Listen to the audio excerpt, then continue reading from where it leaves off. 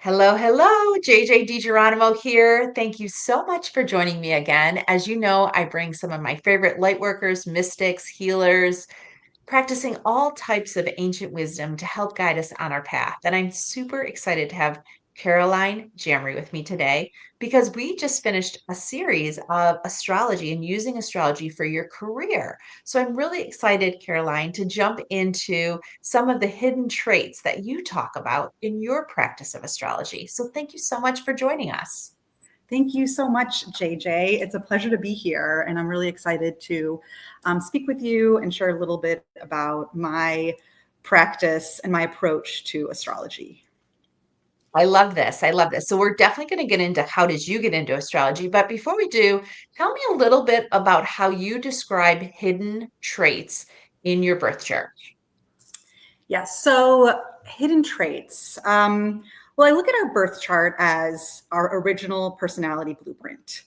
And my background is psychology, actually. I have a master's in organizational psychology, and I didn't come across birth charts until my late 30s. And once I did, I was blown away by the accuracy once I had my own birth chart read. And I just thought, more people should know about this ancient tool. And since then, I've been trying to make it my mission for more people to know about our birth charts and what can be found within that original personality blueprint. So when we talk about hidden traits, we say hidden because it's hidden in plain sight. We all have a birth chart. It's available to us very easily now, thanks to the digital age. So there's several different apps you can use. I myself am partial to the Pattern app. I love that app. But within a few minutes, you can look it up on your smartphone and find out a lot of information about your own personality, such as the way that you communicate, that would be your Mercury sign. The way you take action, that's your Mars. What you value, how you love, that's your Venus. So I know probably a lot of your listeners are familiar with what a birth chart is, but a birth chart is a snapshot of the planets at the time you were born. And that snapshot informs your personality. And it's your avatar on Earth is how I like to describe it. You call it your avatar? Yes. So if we think of life here on Earth kind of as this mystical experience, and when you do look into astrology, there is the concept of understanding about past lives and that we are souls in this human meat suit. So your personality blueprint in your birth chart is just like that avatar costume that you have on. And that's how you're going to navigate this world. So it'd be helpful to know about that. I think that if we're playing the game of life, it'd be helpful to know what avatar do you have. And so that's kind of how I like to look at it. I know, we're not taught these things in school, and you kind of have to come around these concepts a lot of times later in life. But I know some children nowadays, they understand it more as we have more evolved beings being born onto this world. So I just see it as your personality blueprint. You're going to know your strengths, your challenges, how you process emotions. That's your moon sign. And then once you know that profile, then you can understand yourself better and you can practice unconditional love for yourself. So once you understand yourself, you can then also understand someone else's profile and see how the two of you fit together. And that if you don't fit together well, that there's nothing wrong with you. It's just, you may not be compatible based on different areas of your birth chart. So I like to look at our birth charts as like the key codes to life. And it's so easily available. And, it pains me that society still looks at it as something that isn't real or is bad to know. Of course, the reason why it is painted that way is because the more people that would know about their birth charts, the more people would have power over their own lives. And we wouldn't have to buy into certain societal standards or marketing that just exists to, put us down and dislike parts of ourselves. So there is so much power in knowing your personality profile. I am of the opinion that there are no bad parts of a birth chart. Of course, there's always pros and cons to every zodiac sign. And I know that, people love to love to bring up certain ones depending on their life experience. But there's always the positive side, and there's always, areas of improvement where you can swing in the other direction. So I'll bring up an example, like Virgo energy. I have Virgo in my chart. That's the sign of service. And, you want to help people, but also you can, I'm sure people listening also know that Virgos can be overly perfectionistic or nitpick. So there is that shadow side. But as long as you can understand that Virgo is here to help, and Virgo, it's the sign of health and wellness. So it can really improve people's lives, but there needs to be a balance as well. And you can't be too hard on yourself as you're trying to improve your own health and wellness. I love this. I am in the same mindset. When I first came across my birth chart, in a way with the teacher that could really use it as a tool to lay out a business or lay out kind of where you are in the process of arriving and being here in life and what the work you should be focused on now. It was mind blowing to me. Like, and I had very similar thoughts to you is like, why don't we use this right alongside strength finders and, our other Myers-Briggs tests? And I've been out here championing that every woman, and especially business women, you should know your birth chart because it's kind of like where life pokes you. It talks a lot about the work you're supposed to be doing, where your Saturn is in your chart really talks about where you are in your career life cycle, which we just talked about with Molly the last few weeks. And I love this. I love the birth chart because it is can opener to really what's happening on the inside. 100%. Yes. And it is a guide. People like to call it a map or a roadmap for your life. So some people, I think, when they hear about astrology, they're like, well, what about free will?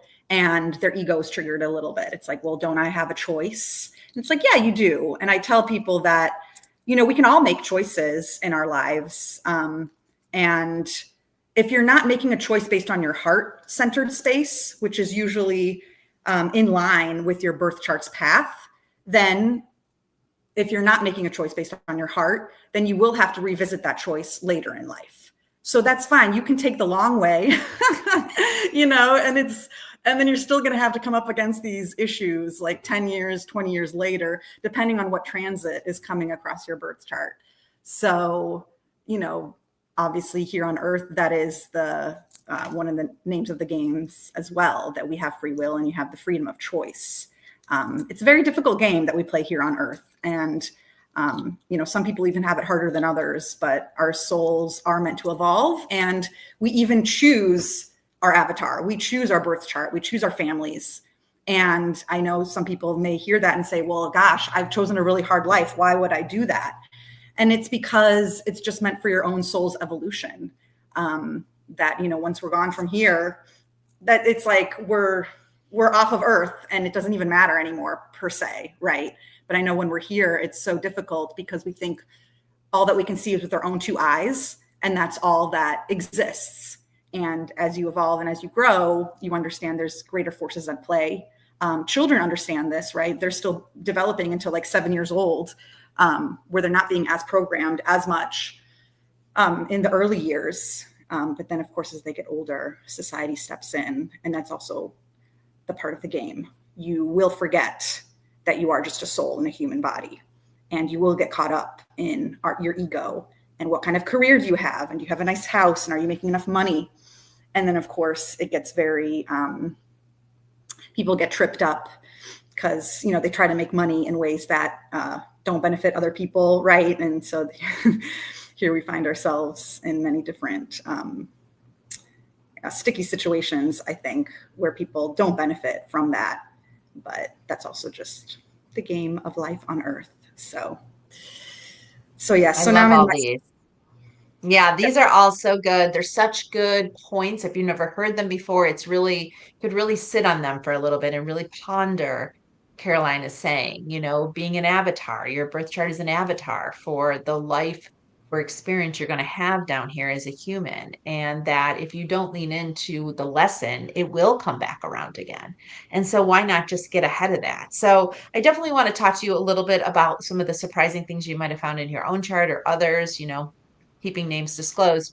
But before we do that, I'd love to talk about the misconceptions because I feel like some organizations on the planet do a very good job of telling us that that is, no good, no good. And I agree with you. I think they do that on purpose. And I think a lot of the ancient wisdom and light workers that I talk to on this podcast have dealt with some form of shame or guilt going in this direction of sort of teaching tools and wisdom that is innate within us, but oftentimes has to be activated. And so, what do you think are maybe one or two misconceptions about the birth chart that prevent people from leaning in? So I do think, I think sometimes people have fear around accessing this power. It is kind of scary to think that, wait, there's like more out there that we can't see with our two eyes.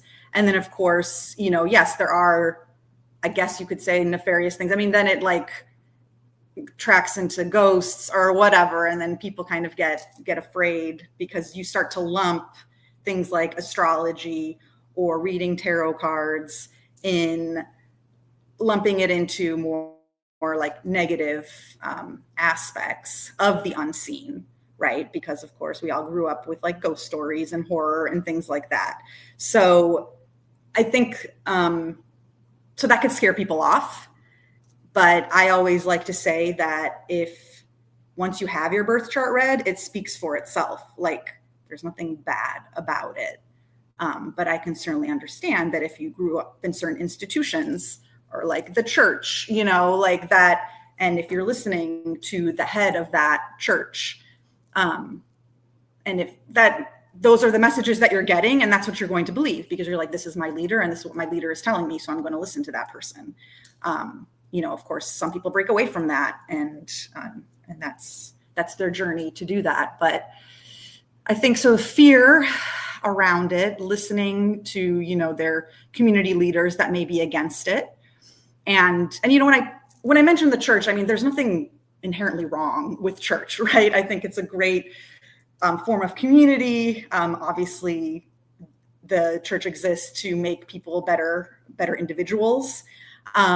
I have nothing against like Jesus or any of the ascended masters, but I do think that there are aspects that get misconstrued, and anything that is ruled by man, such as the church, can get just mixed messages about really what is right for an individual. And sometimes those messages serve to take power away from people, not give it to them. Why would you want to give power to people if you're trying to not control them, but if you're trying to have some kind of influence over them?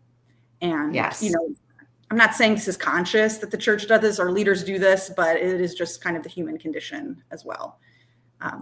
It is. It is. And I hope it's shifting. I really do hope that a fraction of us sort of really lean into what we know and that we all know that like, I mean, my vision, it's very similar to what you're saying, just a little bit like the way I visualize it is that we have a teardrop of the highest, most beautiful energy that drops into us and our light eyes turn on and we start to move around as a human.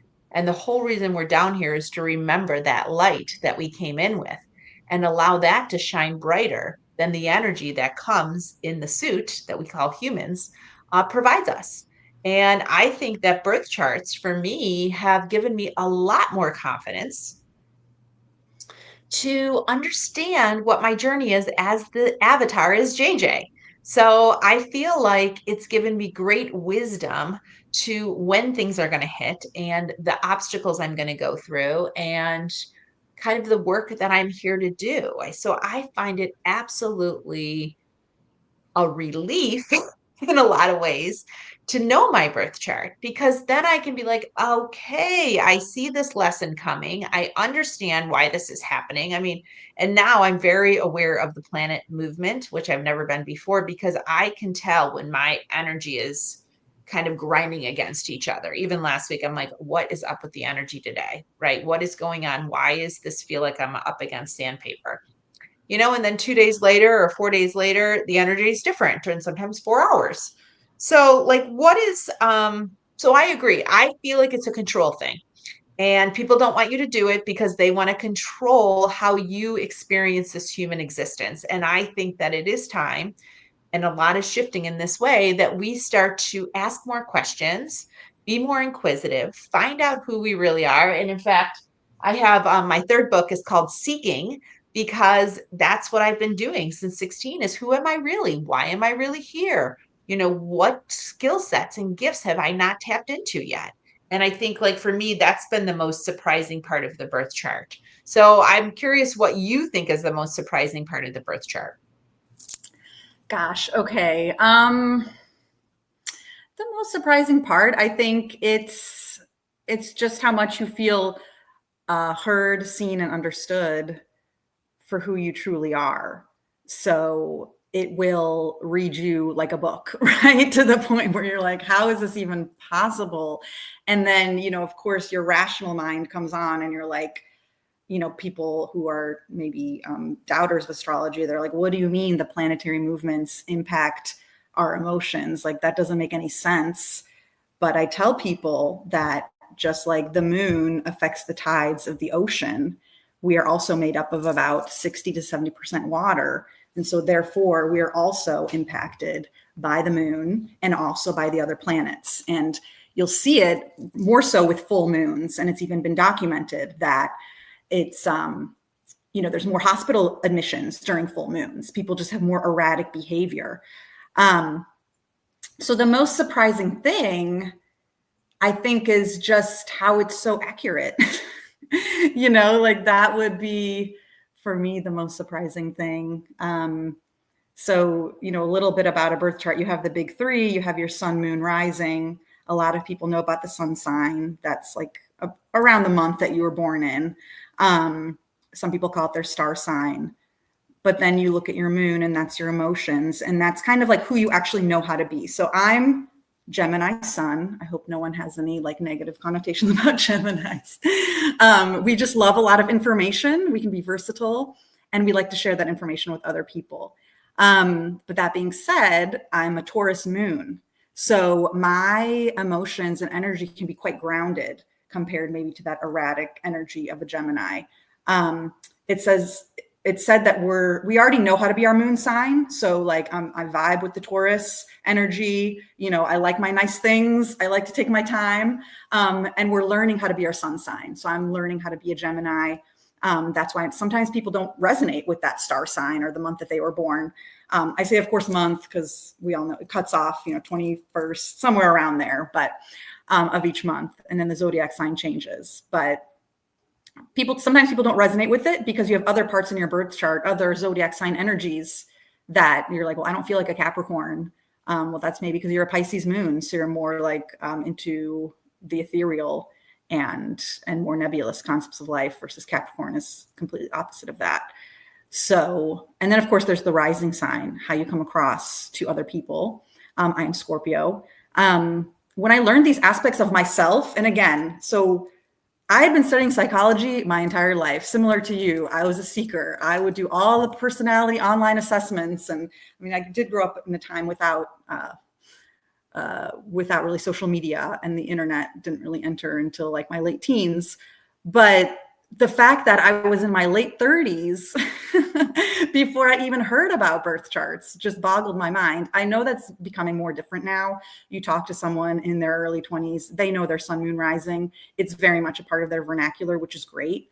What I hope is to, work with people that maybe don't know much about it, and kind of introduce them to their own personality blueprint. And I also work with people who are going through transition in their life. And so how do you navigate that? And how are you sure, based on my birth chart, I actually have done analysis of who my ideal client is. And so I work with people who are unsure of the next steps to take, right? They're like, well, I don't want to make a wrong step. And you can be totally over analytical, which I am. So I totally get that. And so what I like about the birth chart, and when you can calculate the transits, like you can get ahead of it. Like you said, like you can say, this is my profile. there's going to be a Mars transition coming up, or, Jupiter will be in retrograde. And so you'll understand how that's all going to impact you. And you can navigate life changes. If you've had, going through a relationship change, that's probably Uranus, or that's most definitely actually Uranus going through your chart, because Uranus is the planet of change. And of course, we all go through difficult transitions in life, whether it's relationship or jobs, and just knowing that there's a greater purpose, that sometimes those changes are meant to push us into a different direction. What I love about astrology is that it provides meaning to those changes in your life. And once you understand this tool, which a lot of people still kind of look down upon or with the side eye, when I'm like, this is just meant to help people.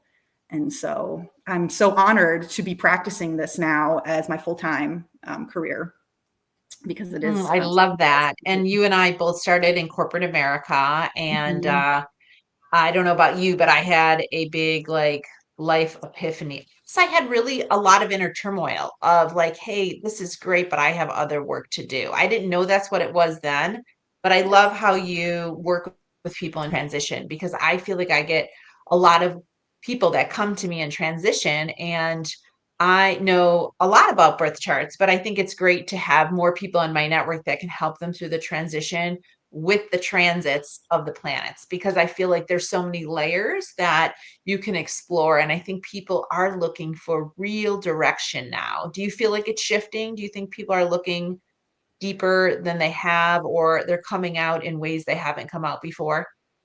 I think so. And that, of course, is helped by Pluto and Aquarius. So we've shifted from Pluto and Capricorn, which was in Capricorn for the past 14 years, 14 to 16 years.